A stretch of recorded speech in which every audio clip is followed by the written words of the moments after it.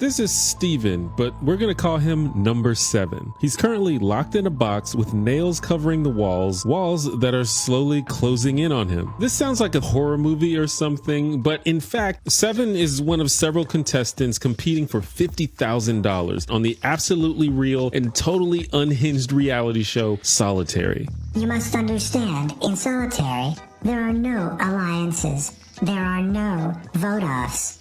You are competing only against yourself.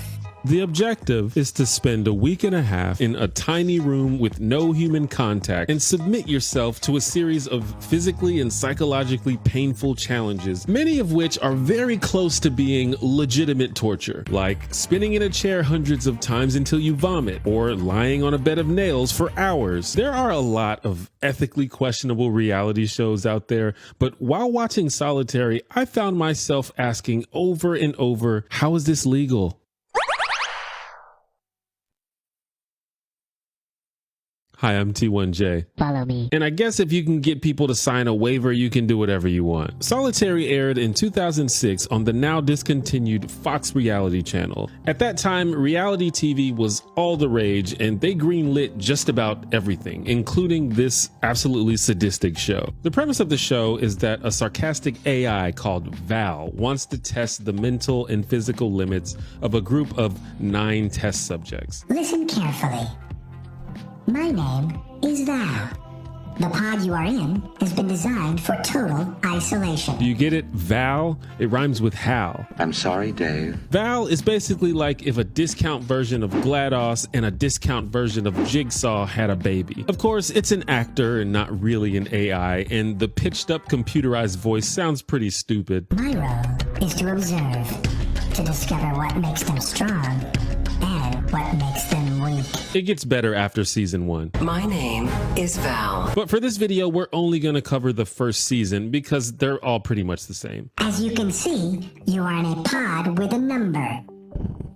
That number is now your name. What is your name?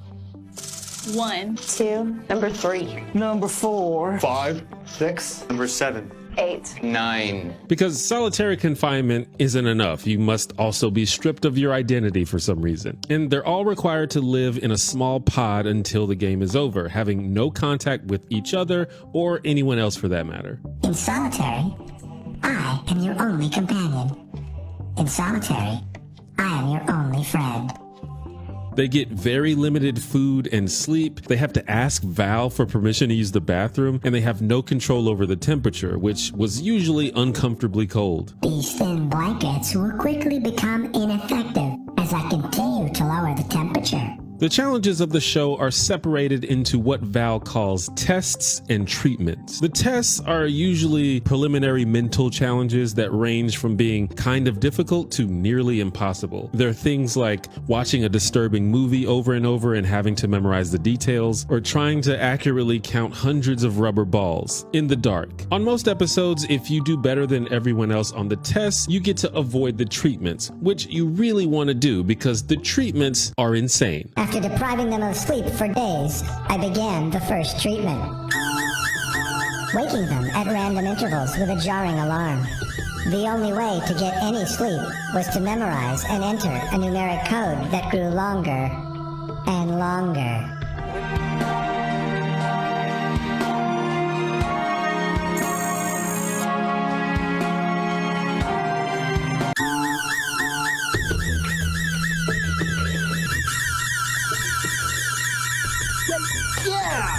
So yeah, this goes on for hours, and this is designed to get people to quit. The only way you get eliminated is if you're the first one to quit the treatment. If you do not like my rules, you may quit Solitary at any time by pushing the red button. In fact, the only way to leave Solitary is to push the red button. You're not gonna have to worry about that, Val. I'm not gonna quit. Correction. All of you will quit. All but one. Well, actually, 2 people get eliminated in ways other than quitting, which I'll explain a little bit later. And you'll notice that I said the first one to quit. You would think that after someone quits, then the treatment would be over. But nope, Val's a troll. The contestants are completely unaware of everyone else's progress, so the treatments keep going, and multiple people can and usually do give up. It actually becomes part of the strategy, because if you quit the treatment, then you don't have to do it anymore. You just have to hope that you weren't the first one. You are not the first person to quit. In this case, number 9 is the first one to go. I was holding on for dear life, and I couldn't stand the noise anymore, and I couldn't hold on for another second. I just could not last longer. Goodbye, number 9. I will miss you.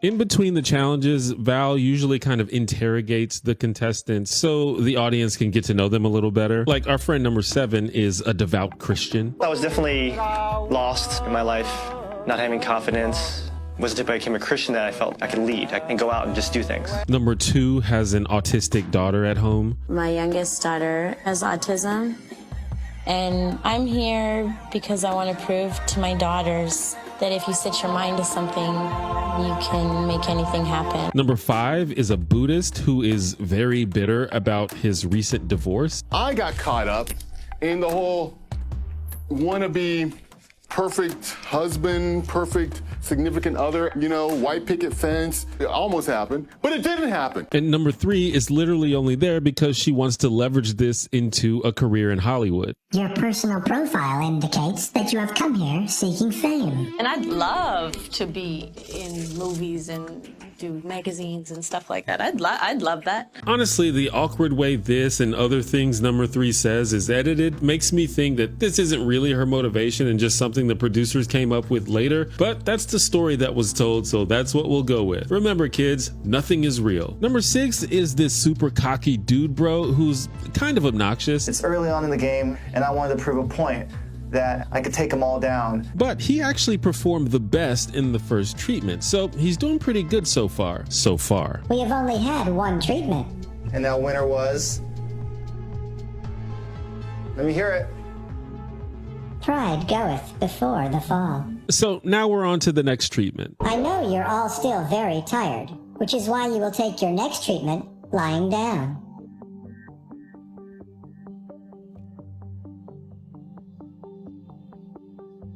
You have 5 pillows to place as you see fit. Surviving this treatment is simple.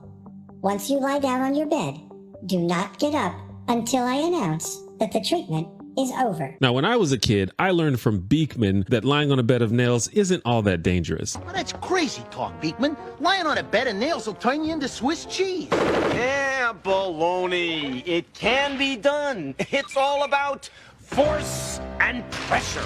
However, it's still very painful and you probably shouldn't do it for multiple hours, which is of course what they made these people do. Let's kick it up a notch. Please remove one of your pillows. I like firm beds, but this is a little ridiculous. It's kind of like a really torturous acupressure or acupuncture. Remove your second pillow and adjust accordingly. Time to lose your last pillow. My body's just completely numb. That pressure feels like it's squeezing all the peace and happiness out of me. I had a 9-pound 10-ounce and a 10-pound 4-ounce baby. I would gladly take an epidural right now. Eventually, number 2, the loving mother, cracks under pressure and is eliminated. But she should probably go home to her kid anyway, right? Do not worry. These are small bruises that will fade with time. No true physical harm was inflicted. Are you sure about that, Val? Can we check on these people now and see if they have like chronic back pain? The next treatment is particularly sadistic. I mentioned how the contestants had limited access to food. Mostly what they had to eat was fruit and this weird bland tasting protein bar. Well, for this treatment, they were actually given a series of tasty foods to eat, which sounds nice until you learn the challenge. You are going to be presented with a series of foods. You must consume everything on your plate within 2 minutes. We shall start with a plate of fresh, plump strawberries. Your 8th course will be a refreshing glass of cola. Please enjoy your 14th course, a plate of mini pizzas. Course 23 is caviar. At this point, my guests have consumed 5,000 calories in just over 2 hours. That is more than the total food they have eaten since arriving in solitary. I feel so nasty.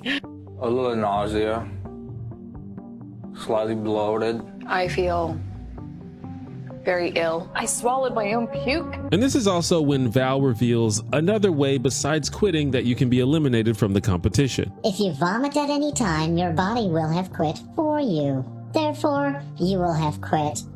And this actually happens to number 6, the cocky guy, and I'll spare you the visual. But fortunately for him, number 8 gives up just before he does. I feel so stupid watching another person eat food until they throw up. Like, what is going on here? This was on TV. However, 6 doesn't think it's fair that he has to quit just because he threw up, because he didn't willingly give in. Please make it official by hitting the red button and saying, I quit. No, my body didn't quit. I could have kept on going. I just threw up. Which I think he kind of has a point, but them's the rules. This turn of events really bothers number 6. In fact, it kind of breaks him. He stops playing by the rules altogether and starts acting really erratic. What?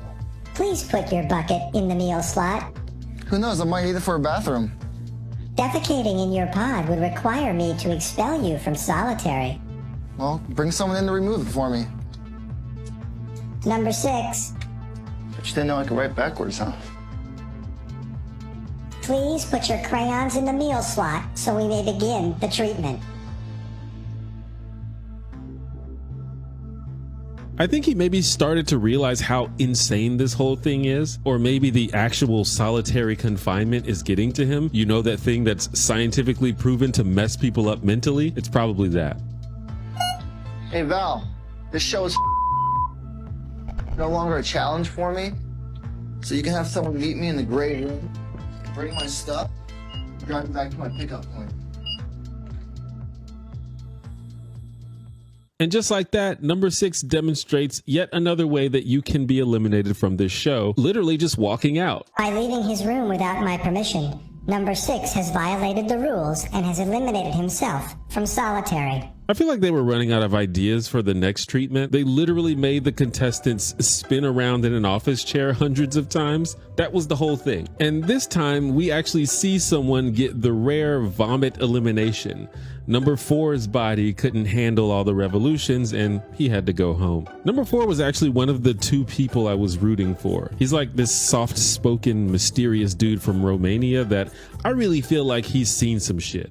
Back in Romania, if you disagree with the rule, they had courts, but it was just a facade. They just kill you whenever they wanted to, so it didn't matter. Nevertheless, his gut betrayed him, and I promise that is the last reference to vomit in this video. My other favorite contestant unfortunately gets eliminated in the very next treatment. In what might have been the inspiration for Hot Ones, the contestants have to hold increasingly spicy liquids in their mouth for 1 minute, which is probably a lot worse than just drinking and swallowing it. This vial is 30 times hotter than a jalapeno pepper. How did that feel? It was hotter. Eventually, number 1 can't take it anymore, and she quits. I found this kind of surprising because she kind of crushed most of the other treatments. I'm positive that I'll be able to outlast my opponents. I haven't gotten dizzy yet. I was hoping for some lasagna, Val. Number 1, how can someone so small eat so much? But I guess everyone has their weaknesses. So the 3 remaining contestants are number 7, our Christian friend, number 5, the divorced Buddhist, and number 3, who is only in it for the fame. Despite number 3's shallow motivation, she actually seems like a pretty sweet person, and she's taking the game seriously. She did outlast 6 other people. Number 3, how did you push through the pain? Being stubborn is what got me through it, I think. But the next treatment is not really in her favor. They basically had to run laps around their pods for hours while wearing a weighted backpack. Number 7 won the preliminary test, so he gets to sit out. And number 5 just happens to be a man in peak physical condition, so the odds are stacked against number 3. Do you think you will be able to handle this, number 3? I'm gonna give it my best. Woo. We're getting light. I'm definitely feeling the weight. I'm tired. It is the physical equivalent of running a marathon after climbing a mountain. If that's true, that's wild. Don't people train for months before running a marathon? Number 3, you have failed to complete 50 circuits in time. To continue in this treatment, you must complete another penalty round. I quit. I quit. So we're now down to our final head-to-head competition for the $50,000. Number 7 and number 5, which is how we ended up here in this weird claustrophobia challenge. This treatment is simple. Sit in a box. If you leave the box, you lose. As I mentioned, the walls of the box are lined with nails, and yeah, they're more like rounded pegs, the same one used for the bed of nails, but they still seem pretty hard and uncomfortable, so leaning is discouraged. And the walls are periodically closing in on the contestants, giving them less and less space over time. Honestly, more than anything else, this ended up being a test to see how the contestants dealt with cramps and their legs falling asleep. I feel like for some people, this particular challenge would be a walk in the park, and for others, it would be extremely stressful. And it turns out we get to see an example of both of these. Number 5 was very outwardly not having a good time inside the box. He was pretty much freaking out the whole time. You want somebody committed after they leave solitary. Committed. I'm gonna check myself in time I leave the pod. Number 7, on the other hand, was kind of just chilling. I don't mind it so much. It's still spacious enough for me. No pain, no gain, right? I haven't talked much about number 7 since the beginning of the video, but the truth is, even though he's pretty mild-mannered, he's kind of built different. In the spicy water challenge, they were allowed a few things like rice and yogurt to soothe their tongues, but number 7 elected not to use any of them. After the bed of nails treatment, while everyone else could barely walk, this dude got up and started breakdancing. He's so good at this game that it ironically kind of makes him the least interesting character.